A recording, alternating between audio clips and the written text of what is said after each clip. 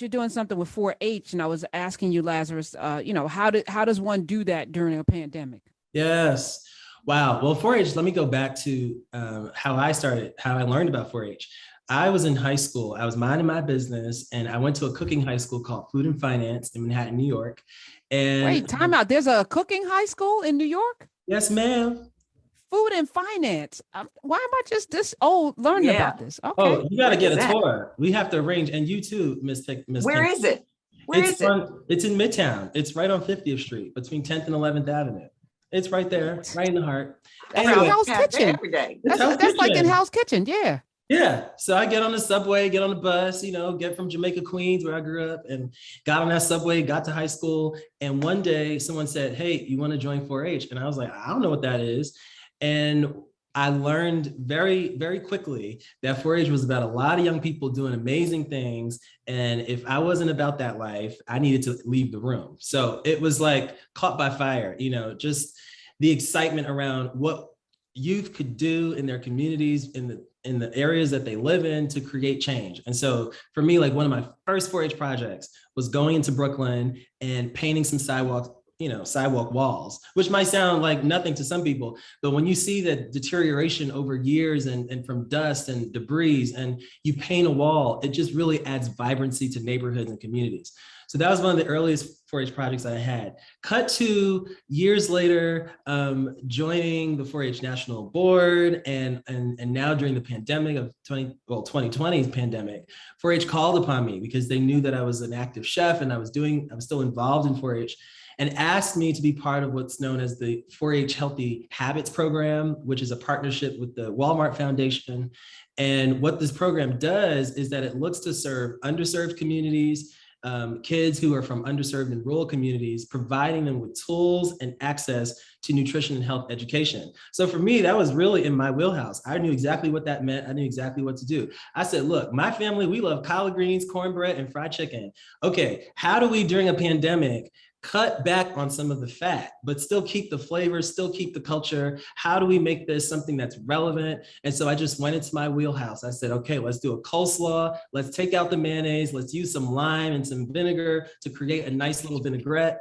And let's make this a little leaner. And so what the program did, and what I was able to do through the program, was sort of relate to the students from where they come from. These kids are from Cuba. These kids are from Latin America. These kids are from all different parts of the diaspora, of the African diasporas. And so what I was able to do is say, where do you come from? What do y'all like to eat? All right, how can we budget so that you're cooking wiser, you're spending wiser at the grocery store? How do you think about growing food in your own garden? Maybe it's growing tomatoes or herbs. How do we incorporate herbs in food to replace salt and replace different kinds of fat? So it was a really amazing project.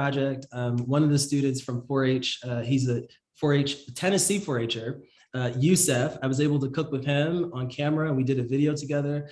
And what you see is that when you give young people, I don't like to say kids, but when you give young people, or we say the kids, tools to get ahead, they take them and run with it. They really do. It's very empowering. And that's what 4-H does.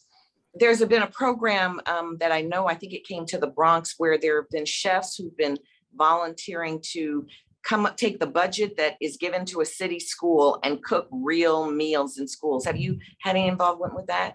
Absolutely. I mean, from City Meals on Wheels to there's all kinds of programs I've done in the Upper West Side. I've done, Taste of the Upper West Side, and then all different types of school programs. I have a friend who works in one of the schools in the Bronx. Before the pandemic, he would invite me to come in, and they had a whole, herb garden and hydroponics and aquaponics lab that, he would invite me to come in and do workshops with the students. I love programs like that. And unfortunately, though, the programs end, when the students leave the school. So what 4-H is looking to do is, how do we continue this education beyond the school day? How do we make this so that it's part of people's lifestyles, right? It's not just something that we get in schools. And then with the pandemic, students weren't able to get to the school buildings. And they weren't able to touch things, and they weren't able to interact with the food the same way. So it really had to become, something that they do at home. And like I grew up, my mother always said, it begins at home.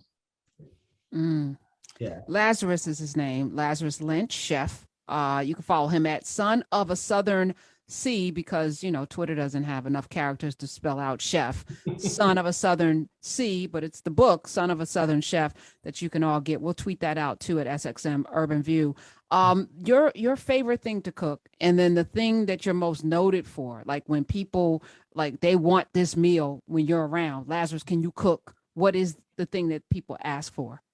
My favorite meal to cook is anything. I know that's kind of a cop-out answer, but I love to cook anything. I cook anything. I cook chitlins. You like to cook chitlins? Well now, Karen. See? Now. I'm gonna leave that to my grandmother and my aunt Janice. They do the chitlins, but I could do chitlins. I mean, I could do it. I've thought about it too. I would pickle it. I would do a broth. Pickling my A chitlins. broth? Yeah. No. Yes, I do a nice brodo broth. Anyway, my family loves it's a dish called ossobuco, which is really just like brown stew chicken, but Italians call it ossobuco. They really love that, and they always ask me to make that. But I'm known for dessert. A lot of people don't know that about me. I can tear down a mean peach cobbler, a cherry pie, a cobbler, a cake, a brownie. I don't use recipes. I don't measure. I know what to do. What's the secret to that center crust in the cobbler? Because it's all about the center crust in the cobbler. Well, the crust for me is a splash of alcohol in the crust. What kind? Rum? Like- what we using? Like a Bourbon? white, like vodka, or a little splash of sake, or even some white wine, or vinegar, or lemon juice if you don't have it. Vinegar I know. in my peach cobbler. And in the crust, I'm telling you, you don't, not a whole I like crust. sour cream on my peach cobbler, and people think that's weird, but Right, but it's the acidity that kind of balances out with that sweetness. So you get it. That's exactly what the vinegar is doing. It's really acting more as a chemical reaction in the crust to make it flakier and make it a little bit more balanced. But that's the secret. I want some of your peach cobbler. Oh yes, we can arrange that. During the pandemic, did you discover any new recipes? Because your cookbook is fire. Did you experiment? Because you have a lot of time. Well, it's funny because, everyone started cooking during the pandemic. And actually, because I was home, I let my mother cook. I let everybody else cook. But then the Today Show would call me, or someone would call me and be like, hey, Laz, can you come on, to the show and do something?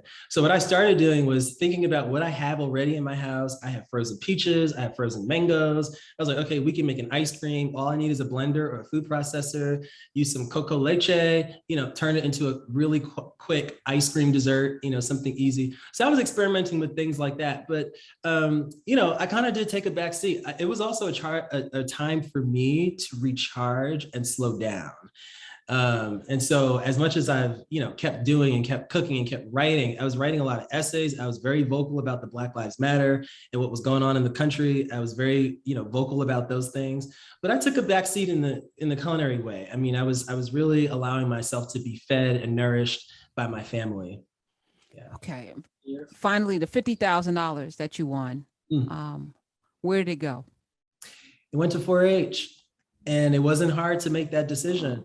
When I think about what 4-H did for me, I mean, it really gave, a young Black man from Jamaica, Queens, hope, an opportunity to see myself beyond my circumstance, beyond my community, but also taught me that just because I can evolve and do well and be successful doesn't mean that I have to forget where I came from or forget the people that helped me get there. So 4-H was definitely that organization that helped me to look back and give back, and has given so much to me. So it was a no-brainer. You are a delight, and I'm looking forward to all of the things you're going to be doing next. And we're going to keep an eye out for you, Son of a Southern Chef. That's right. That's the book. And his name is Lazarus. Don't forget that. That's easy. Lazarus. And I got an album coming out, Karen. What kind of album? What kind of album? I got a singing album. Okay, wait a minute. All right. I need just a little taste of what we're going to experience. That's right. Get the vocal cords warmed up. Okay, we're sitting with Miss Tanya here. I mean, Come on. But come on. What God has for me, it is for me. What God has for me, it's for me. I know without a doubt that He will bring me out. What God has for me, it is for me. Yeah. Ashe, yes.